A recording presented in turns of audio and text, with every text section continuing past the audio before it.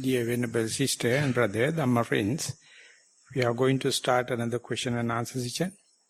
We'll invite Lakshmi to present the already written questions.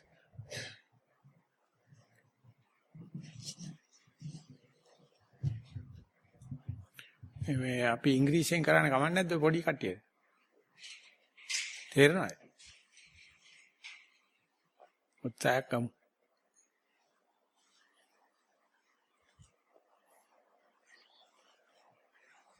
Venerable Sir, I have 5 questions here, out of which 4 are on meditation and the 5th is on Dhamma. I think Devika has another 2, maybe more questions that need some additional work. Maybe that can be taken up by individuals later on or during the discussion. That is for homework for Devika.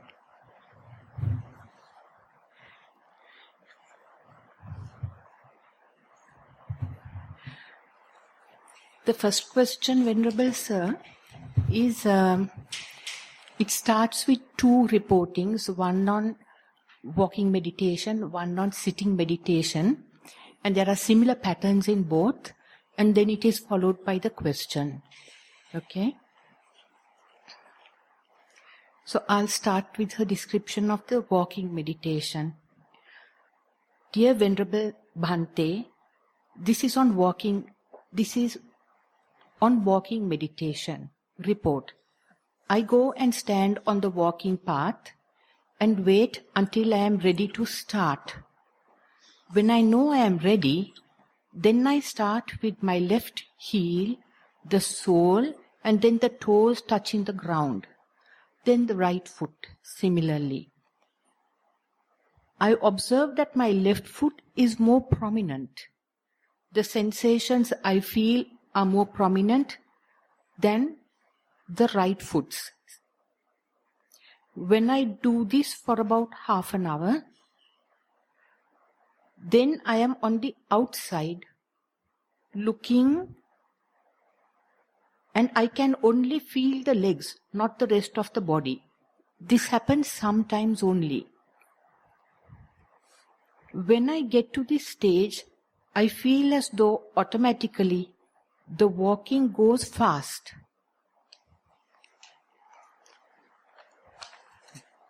Then her description on sitting meditation. Most Venerable Bhante, I sit down to meditate and feel my body posture and I relax. Here, now I am. My primary object is the in and out breath. I feel it at the top of my upper lip. I observe my breath for a few minutes. Then my breath becomes subtle until I no longer feel the breath. It is a void. Next, I begin to feel various types of sensations in the body. I am looking at them from outside the body. Example, vibrations here and there. Automatically, I observe the most prominent sensation until it goes. Then there is a gap until the next sensation, for example, pain, arises. I observe that until it goes. Then there is another gap, and so on, from sensation to sensation throughout the body. When I observe a bodily sensation, I don't feel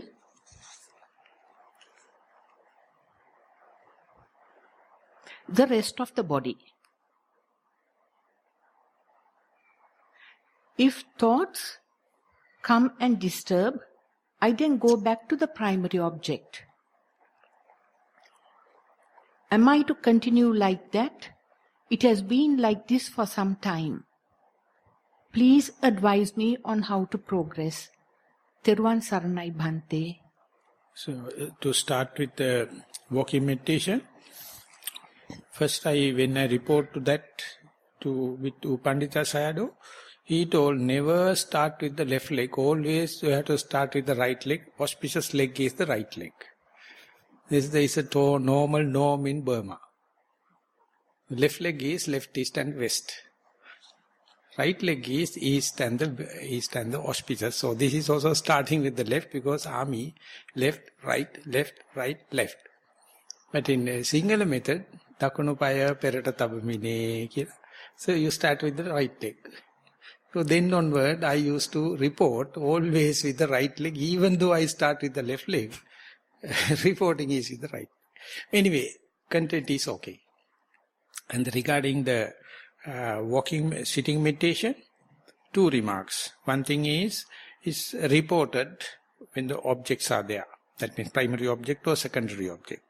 Thoughts and gaps.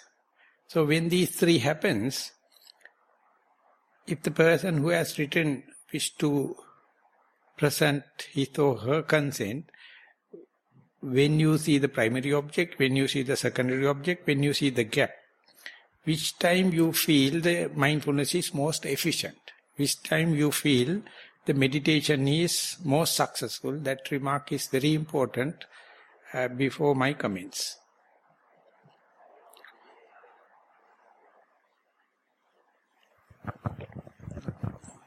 If the person would like to at least write it on a piece of paper and pass the piece of paper. No, he's ready, yes. When there are gaps, I think I am more mindful. So can we therefore arrive at a decision, when there's a primary object or secondary object, you feel mindfulness is not so efficient. When the mindfulness is with the gap, nothing, you feel more efficient. Okay? Yeah. Yeah. So that means there's a liking and disliking. When the object's available, you don't like. When there's no object, you like. So that you have to understand, that is the underlying tendency there. Whenever primary object or secondary object happens, you feel it is inferior. But when the mindfulness is directly with the gap, you find superior or efficient. So imagine a day when you keep on practicing, your mind find both are the same, whether object available or not. That is what you call the Nibbana. You are equipoised, whether you have object. Object means the primary object or secondary object. That we call the have. And gap is have not. So when these two happen, each and every mind, every being, either take have as be superior than the not have, or not have appear superior than the have. So this is the least amount of liking and disliking working. Work up to that level, meditate up to that level in your normal norm. And when they happen, just see. Now we express maybe the other way around. Whatever may be, there's a liking and dislike. That is your commitment. So therefore, try to catch the liking and disliking with respect to the have and have not. Whenever you find both are just nothing, me, not mine, not myself, and disclaim, and just see, and ultimately amazing thing, you don't find a difference between have and have not, if you go with that proper approach, proper preparedness. So that is the point you call unshakable mind, or tadi. Tadi is the term, suchness. Or not to carried away by the vicissitudes of the world. Good or bad, pain and pleasure, gain and the loss, good and the bad. So both of them are there, you are not carried away. So now we have gone up to that level, so you have to make sure whether you go prepared. When you go prepared, even then you have to do it 1001 times. And then only you can see, you can take a stand out of the have and have not. They may be fighting, but you can let them fight. When you have no contributing it. That is the most efficient facility you can give. And they are happening according to their own law. Don't be judgmental. Don't assume have not is better than have, or have is better than have not. there is no such a set values. Value means your judgment. Value means your liking and disliking. Value means your personality. So leave the personality aside, liking and disliking aside, and judgmental mind aside, and see, yes, there are objects, primary object or secondary, and here gap. All are the same. And then you can understand E is equal to mc square. Energy sometimes can be a matter, matter sometimes can be energy. Whatever may be, the shifting from the matter to energy, energy to matter is called the quantum leap. And it is utterly spontaneous. You don't know. So that is the Schrodinger cat. When the drawer is open, whether the cat is living or dead, we don't know. So imagine the day where you can see both of them are equally, and then there's no tension, no expectation, no projections. So how much you have to meditate to have that kind of equipoised mind or balanced mind. So this discussion is basically to make your mindset prepared for such a situation in future happenings. And to make the matter maybe to be more interesting or more irony, imagine such a thing in walking meditation. While you are doing walking meditation also, you can see blanks, you can see have and have not. It is difficult rather than in sitting meditation. But not necessarily so. Even in the walking meditation that can happen. There you have to have thin slicing of time. And then there are some gaps in the walking meditation. And that is there even you are fighting with another person also. When you are talking also with another person, argumenting also, there are gaps. Our mind is not sharp enough. So therefore ultimately you find we are being monitored and governed by the likings and disliking, which is whose agenda? No one knows. Who said the likings and disliking? Accordingly we get committed, ultimately we created unwanted volitional activities, ultimately we get suffered. But to achieve what? So the Buddha says, once such liking and disliking happen, you are just an animal. You are just a machine. Only the beauty in our meditation is when and where liking and disliking happen, don't take a part, don't take a side, just see how it happens. Who make this decision? For what agenda? And that is what you call the peak of insight meditation. Do you think that you got the point? Yes, Bhante. So you may rephrase the same with your words, but you gathered. Thank you, Bhante. You have to rephrase and tell what did you understand.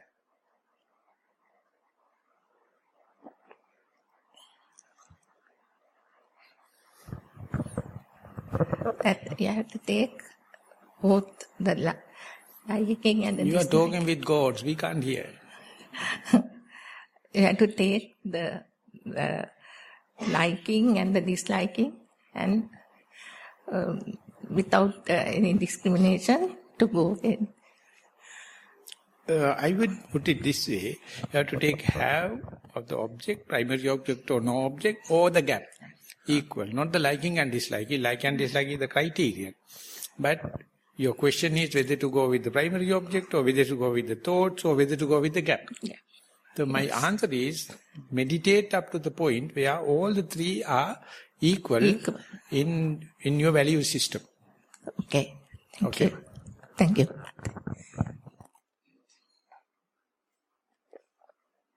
Most Venerable Bhante, my primary object is breath at the nostrils. I do Anapanasati. I experience long breaths and short breaths for a long time, for many years, while doing Anapanasati, and the breath becomes subtle, but it is never stopped. At this retreat, I came to understand that it really stops. It happened. Yet I felt the lungs were at work. the body was fully well breathing. As you directed in your sermon yesterday, I just waited with this Animitta Samadhi. The difference between other meditation sessions and this meditation session was that when I am with Animitta Samadhi, the head does not bend down at all. The question is whether I can pay special attention to any of my organs and watch them separately while I am in Samadhi. May you be well and happy. So the Buddha mentioned, yena manyati tato tang hoti anyata. When and where the equilibrium happens, if you're going to think, your equilibrium will be distorted. That is what the ego is. That is what the volitional activity means. That is what the fabrication means. That is what the storytelling means. So our mind is, whenever we are try to get the equilibrium, asking whether to put the attention to the head or put the attention to the primary object or to see the in-breath and out different. This is what you call the defilements. That is what you call the crafty mind. That is what you call the storytelling. So when you are in the equilibrium, the main thing is not to do something. Instead, you make sharp decisions and to see whether head alignment is correct or sit symmetrically. These are what you call the smartness. You try to be smart. The Buddha mentioned, when and where you are in the equilibrium, yena manyati, if you are going to think, manyana means think, tato tang hoti anyata, it will distort, you will topple. The example given is that the Greek story, I can't remember the person, when Nyanand is quite often quoting it. He is a beautiful person at his prime young age. One day he go to a very calm and quiet water body, and when he's bending, he found his own image and he thought it is a celestial being. And he saw it as a female. So he wanted to hug. So moment he hugged it, he disturbed the water. And the celestial being disappears. And he's so desperately waiting, and again when he calmed down, again the image become very intact. And when it become intact, he fall in love with that image and try to hug it. Each time it is hugging, it distorts, the water ripples, and then the image disappears. So if you wish to see, at least forget about the hugging, you have to just wait. Then only you can understand it's an image. Instead, if you go to catch it, what happens is even your image is disappeared, you don't know it is your own image. Ultimately that particular person died in the place, and later they found a tree happen on the blood, and that plant is now labeled according after his name. I can't remember the Narcissus. It is called narcissism. Now it has become a philosophical term. Narcissistic. You make your projections and you try to hug it. Now you don't know it is a projection. So moment you are going to hug it, your projection will collapse. Yena manyati tato tang hoti anyata. When the Schrodinger first time seen 180 years ago, he told, whenever the Schrodinger energy wave contact with your consciousness, energy wave will collapse into matter, and no more it is a energy, it become a matter. If your consciousness is not interacting, energy remains a matter.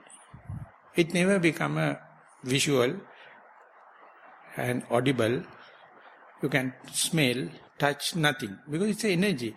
Once the consciousness interacted, it collapses and become matter.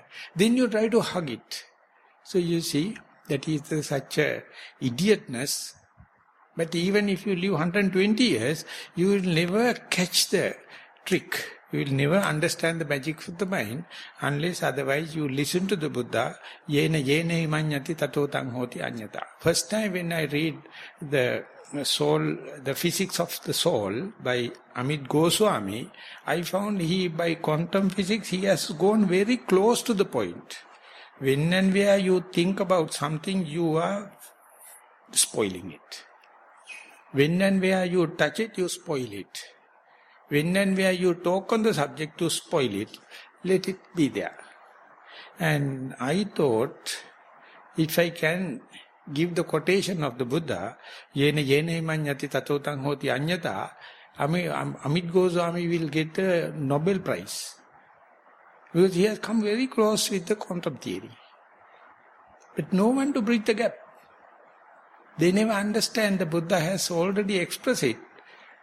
When and where you think about your children, you are spoiling them. When and where you are physically helping, you are disturbing their sovereignty. Wait till they come. If they ask, do this. But otherwise it is called vested interest. V-E-S-T-E-D. So our whole compassion is nothing but a vested interest. What you do is you distort the system. So therefore when the equilibrium happens, don't worry about the body. There you understand body is not governable. Body is not listening to you. When and where you try to make body regimented, you are no more in the equilibrium. So you have to select either. Equilibrium is spiritual, body is physical. So you try to find the gap between, no, exclusively different. So therefore when and where the equilibrium happens, just let loose everything. Very difficult. That is the biggest generosity, biggest donation you can do, you let loose your body. It is out of shape, it is unbecoming. Never mind.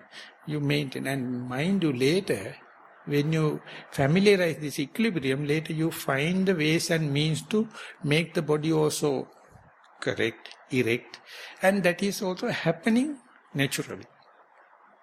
Very rare to, difficult to imagine, very difficult to think. But that is what the Buddha did. That is what the Buddha say. That is what the Buddha expect out of you, but you are very worried about your body rather than this hard-earned equilibrium. So that is why the interviews are very important. This is not to insult someone. This is not to look down someone. This particular person, if not going prepared for that kind of a situation, will be a narcissistic.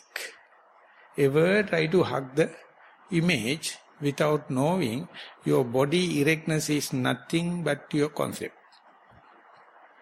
When you are in the womb, you are not erect. When you are in sleep, you are not erect. Natural person death, you can see not erect. The erectness is something imposed upon you by this so-called bloody civilization. Ambiguity in the civilization. You see, when the monkeys are sitting and comfortable, they bent. They are not worried about whether they will get the first prize in the beauty queen. No. We people are always acting in front of others, so we are living on other sides, and we say we are erect, we are bent. Respect to what? Don't know. So therefore, believe the believe the reality rather than a concept. And I will assure, when you take the matter straighten, later that concepts also come into the follow suit. So therefore, under such circumstances, don't do anything, don't manipulate, and understand your manipulation will completely distort the equilibrium, distort the healthy growth. So therefore, the maximum thing you can do is doing nothing and let that equilibrium to get seasoned, get mastered, get familiarized. It's an art.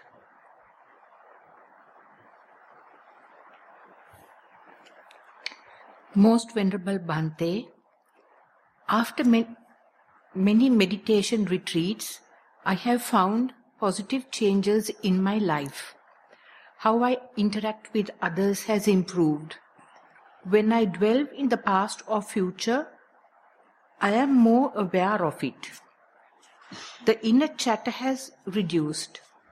Also, how I handle and react to problems has changed.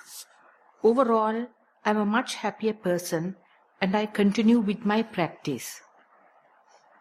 However, mindfulness does not seem to exist in other areas of my daily life. For example, I'm constantly looking for my specs, mobile phone, keys, slippers, and even my cup of tea. The list goes on and on. This is a daily occurrence throughout the day. Please explain these conflicting states of mind. Much metta. Much metta. The most essential thing will be remembered, unwanted thing will be forgotten. So these specs and other things are tea and everything not essential for the mindfulness. So therefore whatever you have forgotten is not important, not crucial. The best Prime Minister in the America, maybe, I can't remember the fellow's name, is so efficient and he is taking the job of the secretary, and one day one person boldly asked, Mr. President, what is your name? And he asked secretary, I say, what is my name? That's it. He is not worried about his name. So therefore, mind you, when the mindfulness take the helm, there's a lot of long list that is in the forgotten. So I am a master for that.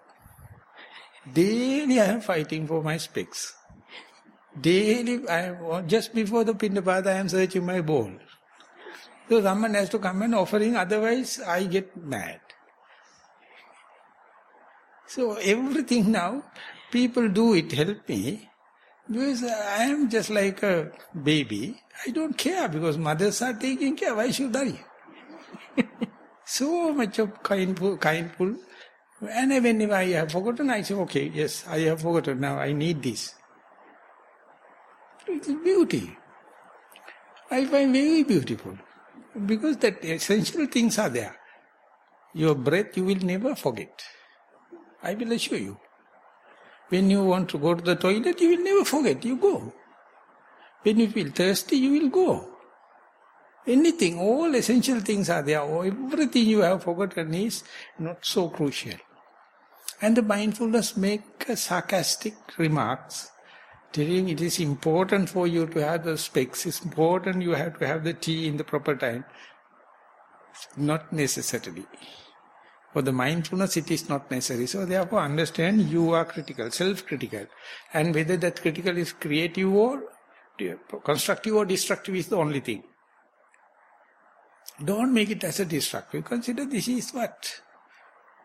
So anything, and the examples given, when you, in the day-to-day activities, you can't hear your wife's voice.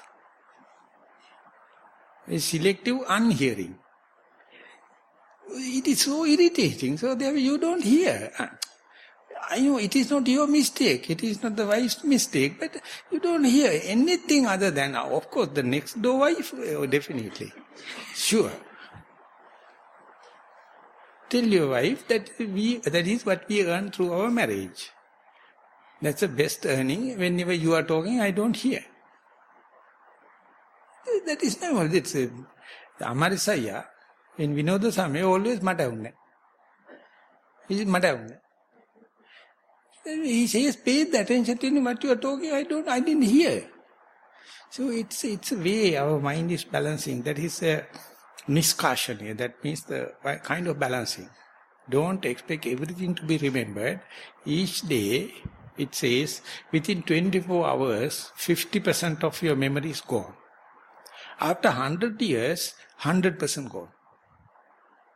So therefore, memory is not a very essential thing. Memory is the neurosis you carry from this life to that life. If you lost the memory in this very life, there is no next life. Put in that way. And then an essential thing will happen. Your bloody egotistic idea, your bloody conceit, and your desire, the lion's share and the big share, nothing. Whatever happen, essential thing happen. So therefore, understand the memory is the one bring you from the tonight to the next day morning. This life to the next life. If you wish, you call it neurosis. And you have so much of desire for your heap of your knowledge. And when it is gone, you become unconscious, and it's a devastation. And Nibbana also devastation. So utterly unconscious. And you really know, I am not in the superficial consciousness, I am in unconscious, and that's the Buddha is there. And all the noble beings are there. Because these day-to-day affairs and the comparative things are not there.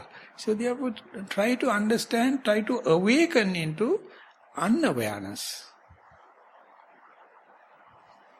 And when and where you have an appointment with this disappointment,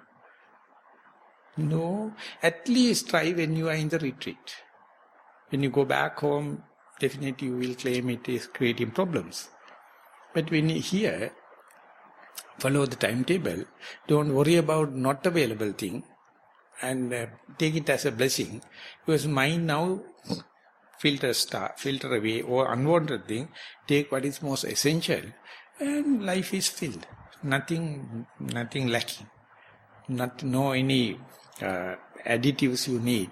So therefore, unwanted thing gone. So it's a very good sign from my point of view. And if you can appreciate it and make sure, now you know, now your mindfulness know when it is not mindful. That bookkeeping is started now. Where you kept the spectacles, you can't remember. And your tea time, you can't remember. So that means now there are some gaps. There are some unknown areas. Take it as a mind-made cause and effect relationship, very gross and very, it's a combination of many variables. Main thing is not to worry, but to observe it. And earlier also you had the same disease, you don't know. Now only you know. That knowledge is not a distraction. Be open to that, and it's a part and parcel in the meditation, specifically in the Vipassana meditation.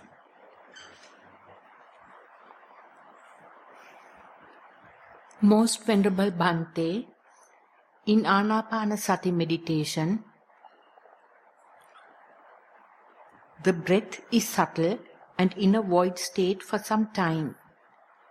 During sitting meditation, primary object is, I am here now, and within a short time, I reach a state where no sense of existence of the body feels. I'll read that phrase. During sitting meditation, the primary object is, I am here now, and within a short time, reach a state where no sense of existence of the body feels as I am sleeping, but in full awareness of what's happening. Time to time gets carried away by thoughts. Sometimes the mind comes back to the object naturally and then feels relaxed. Otherwise, within a short time, gets the mind back to the primary object. I am here now.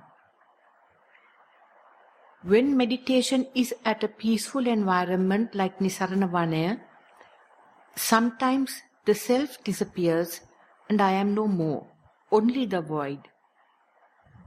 Before, it was an uncomfortable feeling and now feels in a peaceful state. Dear Bhante, this is my recent report of meditation. I am very grateful to you for all the guidance given us on this path. May you be blessed with the triple gem for great healthy life to guide more people like me on this path. So when I can't remember the particular sutta, for my memory it was the Anandasappaya Sutta, the Buddha mentioned, when and where you shaken and awaken, then you comes to know earlier there was nothing. And the shaking only indicate, now you know the shake, jolt. But earlier there was nothing. That indicates when you are in nothing, you don't know you are in the nothing. You know only when you are shaken. So therefore, when and where shaking happens, if you love nothingness, you hate the shaking, the cause for its shaking, and therefore you can't understand what is happening. So main thing is not to get shaken by the shaking, and understand it's a blessing, because that shaking and that very reminder indicates earlier there was nothing. Because our senses can't feel nothing. It can only feel something. The eyes can't see the blindness unless otherwise with respect to the shape and the color. Our ears can't listen to the silence unless it is gap between two sounds. So that is how the senses are working. So when and where you practice sharp to the two sounds, so much so, in between gap, you can catch through the inferential knowledge, through the deductive knowledge, and with respect to the sounds. So that is why the Buddha says, when the sounds are there, be thorough about the sound, and so much so you are thorough, sounds will leave you the gap where there is no sounds. Light also the same. So when the meditation goes healthily progressing, you come lot of gaps, and both the sides are with some gross things. With respect to gross thing, you find the silence. You find the gap. And therefore you have to understand the gap is relevant to the matter or the gross thing. Gross is relevant to the with respect to the silence. So they are reciprocal each other. They can't live separately. So therefore, understanding the silence versus sounds, gap between the matter is utterly inferential. It is utterly rational knowledge, deductive knowledge. So therefore vipassana accept the direct touch as well as the deductive knowledge as vipassana. Only thing is, Mahaji side is very carefully analyzing, and it says, only thing is keep the direct touch first and let the deductive knowledge follow. Don't review the deductive knowledge, then you can't understand it, because everything is relative. So, more and more you go there, you find silence to the sound, or silence, nothingness to the matter. Matter to the nothingness is completely impromptu, spontaneous, electric. That is what we call the quantum leap. Is it done by the omnipotent, omnipresent God? Or it is due to karmic forces? Or is this due to habitual tendencies? Or is due to your liking and disliking? Or is due to the climate? Or is due to your food? It's highly unpredictable. But it's a beautiful thing. It don't care whether you are a healthy person or sick person. It doesn't care whether you are a rich person or poor. It doesn't care whether you are a male or female. It doesn't care whether you are enlightened or not. So understand it. Don't understand that knowledge as me, not mine. As far as you do not know, you are a blind person, like a blind elephant going into the forest. Everywhere you go there, you knock. Understanding these changes are not me, not mine, beyond my control. So at a time you are in the space, at a time you are in the matter. But the matter you can't understand without the space.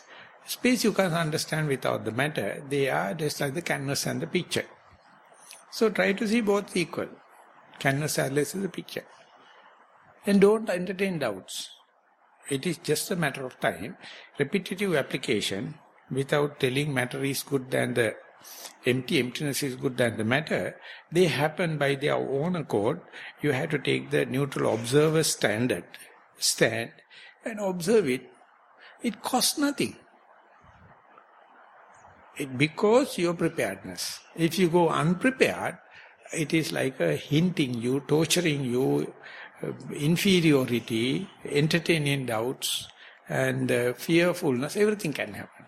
So therefore when it happens, just put into the autopiloting and just observe how the matters happen, how the calmness happens, just like the waves arising on the sea. No one knows how it starts. And the water bubbles coming out of the muddy water, no one knows. It comes. So likewise, sometimes calmness, sometimes disturbances. So observe them as in a disavow way, the non-claimable way, and then you can see, then you observe without any weight, without any judgmental. So almost all the questions that we have discussed, we have the same kind of a interpretation, and that means either we all are losing or all are gaining.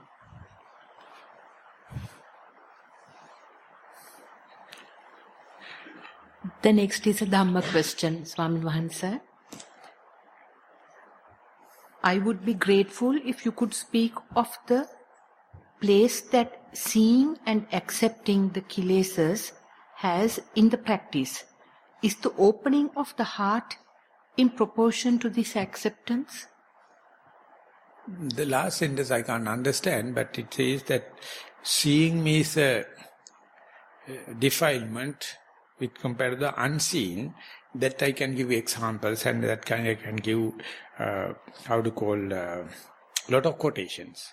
But the last sentence, can you repeat please? Is the opening of the heart in proportion to this acceptance? Maybe opening of the heart is a way of saying compassion? Then it is dragging the system to the emotions. Early part is quite technical.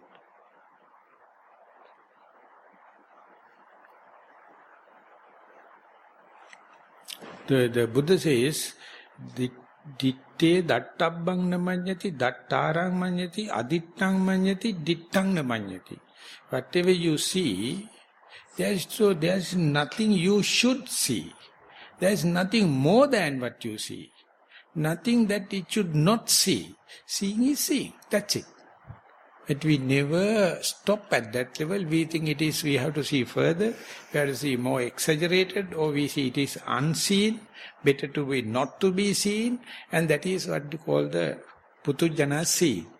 Aryan says, when you see, you stop at that level, ditthamatang, and you are not proud about saying that I have seen such a thing, and you are not sorry about not seeing also. And it is not something you must see. There is no such a thing on the earth. So if you read the Kalakarama Sutta, The Magic of the Mind by Venerable Jnanananda, he says how clearly Buddha indicates how much we pay for visual objects. So much so defilements. So three-dimensional means three-dimensional defilements. 2D means 2D defilements. Black and white means black and white defilements. Colored means colored defilements. Animation means more defilements. So how the technology is leading us to see 3D, and you feel like experiencing it, that means you are completely vulnerable. Imagine when you close your eyes, and so to say you are observing the breath, and even the breath is not available. Then we can say highest peace in the mind. So I can't understand the last sentence, but please read Kalakarama Sutta, and the best interpretation is Venerable Katapurunde Swamin Wahanse, and he has dealt it very nicely. If you need further, read the Malukya Putta Sutta or Bahya Sutta. It says, as far as you are seeing, defilements. So if you wish to have jhanic pleasure, you have to close your eyes. You have to do away with all the seeing, then only that immaterial pleasure can happen. But the Nibbana is avedahita, not immaterial, nothing. So therefore, this is the Trupti rhythm. This is the way the conventional truth and the absolute, very difficult to understand. But when you go, now we are on the 4th day or 5th day, 4th day, and 6, 7 days, we will be reaching it. On that day, if you go home, they will kick you out. Don't go home. And before going, you have to galvanize yourself and immunize yourself to understand other people in a different world. You are the bloody culprit disturbing them. They are not disturbing you. So meditators must understand not to disturb the normal world, because they are under the impression more colorful thing is more happiness than the past merits. More dimensional means more happiness. But the Buddha says, please think other way. So this is Dhamma question. So that means the end of the question. That's correct. Venerable Sir, we can open it up to anyone who has a question to ask. Yes, please. Podi kattiya kiyanada? End Nissarana. But it will be in Sinhala.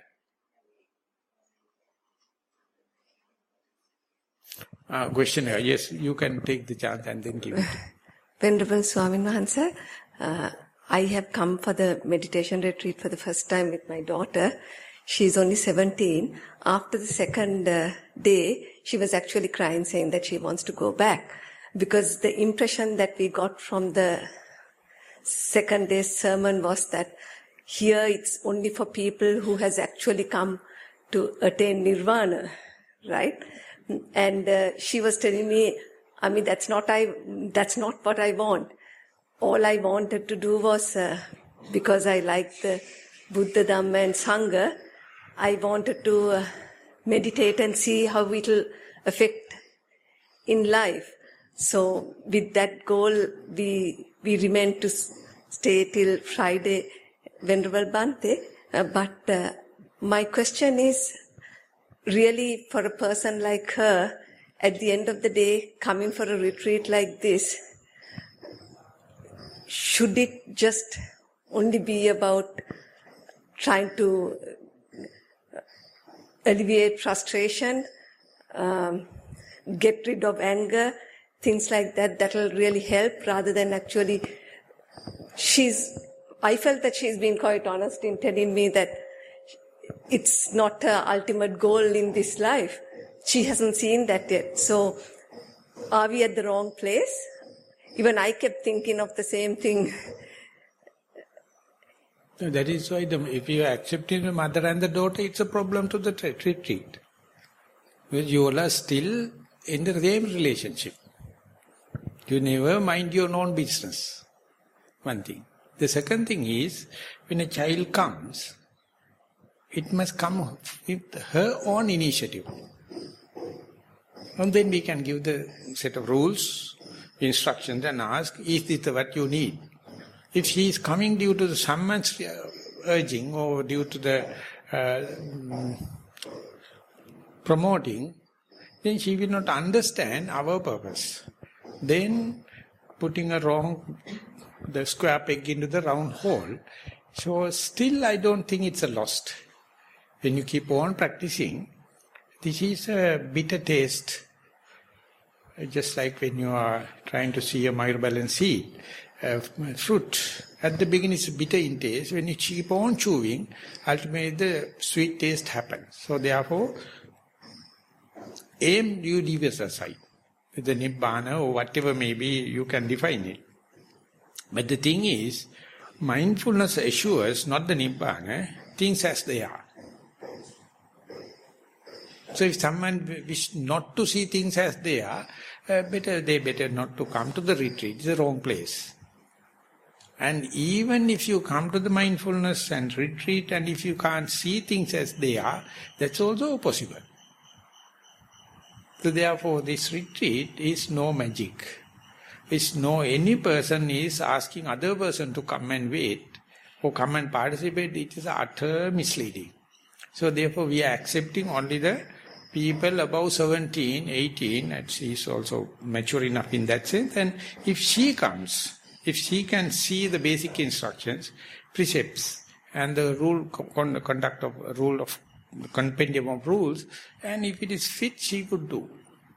Okay, now Bhante, I really wanted to come. It wasn't me forcing me or something. I really love the Buddha, Dhamma and Sangha.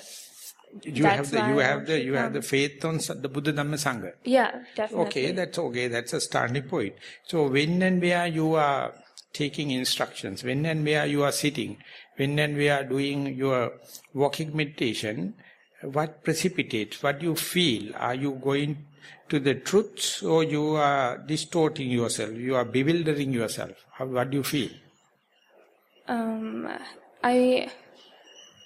I feel the meditation, like, I haven't meditated in long periods of times. Like, I can only do maximum 15 minutes of sitting meditation before I, get disturbed and stuff, right? Before I want to get up and go. But I just want to, really learn how to meditate properly. No, that if you can give me a count for the 15 minutes that comfortably you can see, that's more than enough. That's the proper part. But if you can't explain it, if you are not explaining, I can't share with you. I can't come to a dialogue with you. So your best thing that I humbly ask is, when and where you sit comfortably 15 minutes, what is your attention? What do you feel?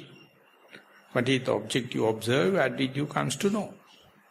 If you can that explain, everyone is in the same boat. There is no one called senior meditators. We all are beginners. Everyone will be happy to call the beginner's mind. So therefore, you are fully fledged yogi from the standard what we are doing. And only thing we are pushing you or training you or requesting you is, when and whatever maybe you experience under your very nose, please explain, at least get a try to explain, and then day by day you can refine. Whatever you see, you can explain as it is. There's nothing you must see. There is nothing should. Whatever you experience, if you can explain, you will be the person get the highest benefit of the retreat. So please, can you explain within the 15 minutes what you do as meditator? What is your object of meditation, if at all you have appointed, and what is your experience? Okay, when I'm doing sitting meditation, I realize now I'm sitting, and then I start to observe my breath. It is very light, and I feel comfortable, right? And then I try to focus on it, and then I get distracted, other thoughts come to my mind. I don't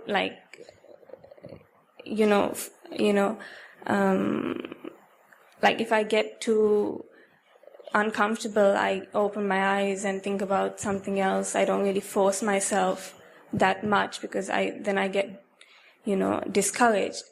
So that's what happens when I do sitting meditation. When I do walking meditation, I just relax and, feel the mat or feel the flow on my feet. I feel quite relaxed, especially when I'm outside. Sometimes when I don't feel the dirt and the ground on my feet, I sometimes listen to the birds or the nature, the construction workers, and I just relax. Is that all right? That's meditation, so right? I feel, because of my interpretation, you are more relaxed and more mindful in walking than sitting. I think so. That is very obvious and a very good sign. Because people meditate means they are sitting. In Nissarana we say, sitting is not meditation, mindfulness is meditation. If you are more mindful in the walking, which walking, inside walking or outside walking, in your character, I predict you are happy to walk outside. Yeah. So that is more natural. So therefore, try to understand when you are walking, how do you know you are not sitting? Mostly the ground on my feet. I feel the sand, then the when rocks. you are in sitting, how do you know you are not walking? The flow. the pain and... Okay, now you can see the sitting and walking. And then you can see the sitting, pleasantful and unpleasant. How do you know when you are pleasant in sitting? You are happy in sitting. Well, in the first 10 minutes I feel comfortable, and then the pains come and I want to stand up. No, when you are uncomfortable, how do you know you are uncomfortable? My leg hurts or so which my back knowledge, pains. knowing comfortability, knowing uncomfortability, which one is more efficient, which one is more essential, which one is the most lacking in our in day-to-day understanding? May I repeat the question? Yeah. So when you are happily sitting and you know you are happy, and sometimes you are sitting but unhappy. Out of these two, there's two kinds of knowledges. Okay. Under the nose. Which one is most important? Which one you must endure? Which one you must facilitate? Well,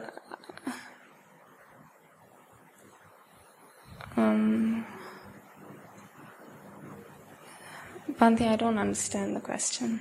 That is why. That is what we are going to put you into the trouble, put you into the test. You have kind of understanding comfortable, kind of understanding uncomfortable. Which one is the one giving you the... I'm mindful about the pain and stuff. Good. I feel it. I want to stand up or I want to move. Good. That is all are under the nose experience. It is not borrowed one. It is second-hand one. It is not reconditioned one. So you see, our mind is very happy when the comfortable understanding happen. When the uncomfortable happen, it is rejecting. Where to go? Most of our life is in uncomfortability. So we take time aside and see when the uncomfortable happen, is it something below the knowledge level? No, it is a knowledge. Yeah. And that is what we are losing in our day-to-day life. So we try to give little bit of emphatic understanding of the uncomfortability. And imagine if you can put up with 5% uncomfortability, and next time when you come to the retreat, 7% uncomfortability, that is what you call the personality. But your mother is going to give is completely different. That I don't stand. I think my mom and I, we both want the same things. No. Bhante, I have a question. How do we, use mindfulness in our day-to-day activities? No, I will go into that. First time we have to say sitting meditation and walking meditation. Okay. Try to understand when and where you reaching the comfortable zone and thread passing and going to the uncomfortability. That's the point you become a yogi. Okay. Go prepared. And try to stay as long as possible without torturing yourself, without regimenting yourself, and you see enormously it is increasing then. When you go prepared for the uncomfortability is no more uncomfortability, it's a knowledge. Yeah. And then I will teach you how to do it in the day-to-day activities. What is happening, sitting, no action, volitional, be mindful. In walking, only one single action, volitional and mindfulness. Day-to-day activities, lot of volitional activities and mindfulness. So it's a way it is diversified. So if you can catch the point in the walking meditation, then you are qualifying yourself to go to the day-to-day activities. But don't lose the sitting. Okay. Don't think that the comfortable part is your result. No. Your uncomfortable part, still if you are enduring, then you are really going into the against the grain understanding of the human mind and the vast knowledge in the world. So younger the better. Nibbana is far away. Don't worry about who told you that we are meditating for Nibbana. No, Bullshit. I mean, my ultimate goal is Nibbana. Don't worry, just take care about the then and there steps. Yeah, exactly. I'm and not then there ultimately you will be there. Okay. Don't worry about look far away. That is the sometimes it is fruitful, but not all the time. Make thin slicing of time. Okay. Make the piecemeal basis. And don't worry about the final aim. Then and there mindfulness, and ultimately you have already gone. You don't know. That's the way the Buddha led people, rather than selling Nibbana, telling this is the final goal. These are things, if you read the Tipitaka, hardly you find this term. Here and there, of course, it is there. Yeah. The Buddha never used Nibbana as the final goal. He says understanding things as they are. Understanding here and now. And you are on the way. Okay. Are you happy or you are going to commit suicide? No, I think I'm happy. Okay, that's all. That's all I need. But if you, I will make sure. If the mother is not there, you are much happier. No, I don't think I would have stayed if it wasn't for me. No, I will make sure in future you will come without the mother. And that day I can make you more robust, more radical. Okay. So you become our family rather than your family. We take into our Dhamma family. Okay, I would like to listen to that small girl. Thank you. Whether it's a disturbance for others, so if it is so, I can take she personally. Would you like to hear? Okay. අවසරයි මහා සංඝරත්නයෙන්ද සියලු දෙනාගෙන්ද අවසරයි ආනාපාන සති භාවනාව මම ආනාපාන සති භාවනාව කරන විට මගේ හුස්ම රැල්ල නාසයේ අග වැඩි පහළ යන හුස්ම රැල්ල උඩුතොලේ වැදෙනවා මට දැනුනි. ඉන්පසු සිතුවිලි සිතට ගලා එන අතර ඒ අතරින් හුස්ම වාර 3ක් පමණ බැලීමට පුළුවන් විය. පාදය හිරිවැටුනි. හිරිවැටුණා කියා මම දැනගත්තේ ඉන්දිකටු ඇනෙනවා මෙන් දැනුණු නිසාය. මේ වේලාවේදීත් හුස්ම රැලි 4ක් පමණ බැලීමට පුළුවන් විය. සක්මන් භාවනාව මම සක්මන් කරන විටදී පොළව සීතල බවක් දැනුනි. මම සක්මන් කරන විටදී පොළවේ රළු ගතිය පාදයට හොඳින් කාවැදුනි. ස්තුතියි. එච්චරයි. තව කවුද ලියන්නේ?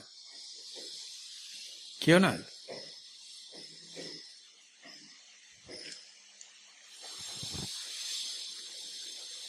අවසරයි ස්වාමින් වහන්සේ මා ආනාපාන සති භාවනාව කිරීමට සුදුසු ඉරියව්වක ඉඳ සුදුසු සැනකට ගොස් වාඩි වුනිමි. මට ඉන්පසුව විනාඩි 10ක් පමණ වේලාවක් හොඳින් භාවනාව සිදු කර ගන්න හැකි විය.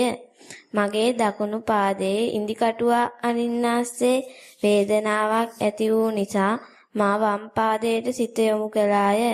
එවිට මට තේරුණා වම් පාදයේ සැහැල්ලු බව. මා විනාඩි 5ක් පමණ වේලාවක් වම් පාදයට සිත යොමු කළාය. මා නැවතත් භාවනාවට සිත යොමු කළා කියා දැනගත්තේ හුස්ම ඉහළට ගනිද්දී සීතලක්ද පහළට ගනිද්දී රස්නයක් දැනුණු නිසාය.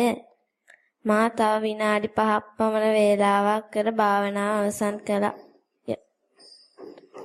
දෙන්නගෙම ගේ පාර ලියුපෙකම වගේ තමයි ලියලා තියෙන්නේ. ඉතින් මේ විදිහට වෙලා තියෙන්නේ මේ දෙගන්න වෙලාවක් හම්බෙන්නේ නැහැ. අක්මන් කරන්න වෙලාවක් හම්බෙන්නේ නැහැ. ඒ නිසා ඒ වගේ හම්බුනා පස්සේ තව ටිකක් වෙලා වාඩි වෙලා ඉන්න ටිකක් වෙලා සක්මන් කරන්න දිගට අරගෙන ගියොත් ඔය විදිහට සක්මන් කරන බව දන්නේ කොහොමද? ඉඳගෙන ඉන්න බව දන්නේ කොහොමද? කකුල් රිදෙන බව දන්නේ කොහොමද? රිදෙන්නේ නැති කකුල දන්නේ කොහොමද කියලා ගොඩාක් Taman එක යාළු වෙන්න පුළුවන් වෙනවා. එනිසා යන පාර හරි නමුත් අර මෙහි ඇවිල්ලා කරන පෑ දෙක විතරක් නෙවෙයි පුළුවන් නම් ගෙදරදී ඉතින් ටිකක් වෙලා තියෙන අනිකයට ඕරෙන් වැඩේ යන්න ඕනේ.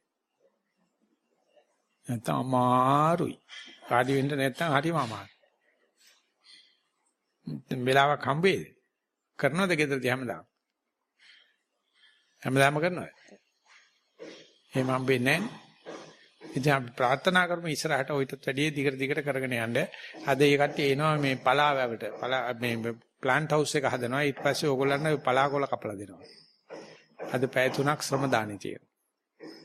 ඉතින් ඒක නිසා මේ කවුරු හරි ඉන්නවනම් මෙතන මේ දරුවන්ට සඳට ඇවිල්ලෙවල ඉංග්‍රීසි උගන්වන්න අපි බලාපොරොත්තු වෙනවා මේ පලාකොළවල නම් ඉරියව් කේසාලෝමානකාදන්තා මේ ඇස්කම් නාසාදී වගේ වචන ඉංග්‍රීසියෙන් කියලා දීලා උන්ගේ සිංහලත් හරි දුර්වලයි. උගන්වන්නේ ඉතින් කවුරු එනවනම් අපි සාදරයෙන් බාර ගන්නවා සතිපාසලේ ගුරුපත් ටීමක් දෙනවා. එහෙම නැත්නම් අපි මේ පොඩි හාමුදුරුවෝ දාලා වැඩේ කරනවා. හොඳයි අපි යනවා එහෙනම් අපේ මේ පළවන්න යන වැඩේට. ඕගොල්ලෝ අනික් කට්ටිය සක්මන් බා මොකද කියන්නේ? මේ තව එක්කෙනෙක් ඉන්නවා. ලියාගෙන ඇවිල්ලා තියෙනවද? ඔව්. කවුද ඒ ගන්න දෙන්න? පොඩි පුතා එන්නේ. අලුත් ගෝලියෙක් කොයි.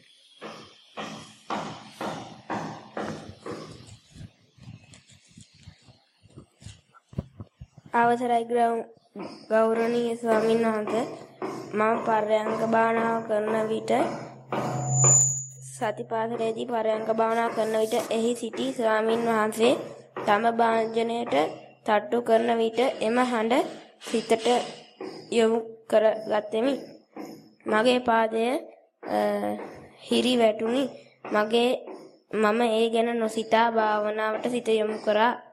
මට අවසානයේදී සිතට සිතුවිලිද ආවා. මම සක්මන් කරන විට එම භාවනාව මං හොඳින් කරා. මගේ පාදයට වැලි හොඳින් පැගුණා. මට තැනක් උණුසුම් බවක් දැනුණා. එතකොට ආහනපාන කරනකොට පයට වැලි පෑගෙනවා වගේ භාවනා කරනකොට භාවනාවේ මොකද්ද දැනෙන්නේ කියලා ලියවිලා නැහැ. ඉඳගෙන ඉන්නකොට පරියන්කේදී මොකක්ද යහත් බලන්නේ හිටියේ? සද්ද ඇහෙන්නේ නැති වෙලාවට. ආනාපානද බැලුවේ ඉඳගෙන ඉන්න ඇඟද නැත්නම් සද්දේද? සද්දේ. සද්දේ බෙල් එකට ගහන්නේ පාත්තනේ. ඊට පස්සේ ඒ සද්දෙට පස්සේ ඒකට තැම්පත් වෙනවනම් කියන්නේ සද්ද නිසා හිත තැම්පත් වෙනවනම් බලන්න මං ඇවිදිනව නෙවෙයි ඉඳගෙනද ඉන්නේ කියලා කොහොමද දන්නේ කියලා බලන්න. ඉඳගෙන ඉන්න බව දන්නේ කොහොමද කියලා. එතකොට තමයි තේරෙයි මං ඇවිදිනව නෙවෙයි ඉඳගෙන ඉන්නේ. එතකොට ආන්නේ ඒක ලියන්න ඕනේ. නෑ මම මේක ඉඳගෙන ඉන්නව ඇවිදිනව නම් මෙහෙමයි දැටෙන්නේ. ඉඳගෙන ඉන්නව නම් මෙහෙමයි කියලා ඉඳගෙන ඉන්න බව වැටහිච්චට ලියවනම් අර මොකද්ද මදුෂික මොකද්ද නම මොකද්ද? මදුෂානි. ඈ? ආනේ යකින් අහගන්න ලියන හැටි. එයා දන්නවා ටිකක් ලියන්න දන්නවා. බොරු ලියන්න එපා. කරලා ලියන්න ඕනේ. එතකොට ඉඳගෙන ඉන්නකොට ඉඳගෙන ඉන්න බව දැනෙච්ච හැටි ලියන්න දන්නවනේ. අපිට පුළුවන් දවස් දෙක තුනක් පුරුදු කරලා ගන්නකොට හදලා ගන්න පුළුවන්. හොඳයි. එහෙනම් ශිර දිනාටම තෙරුවන් සරණයි. This is the end of the question and answer session. Thank you very much for the participation.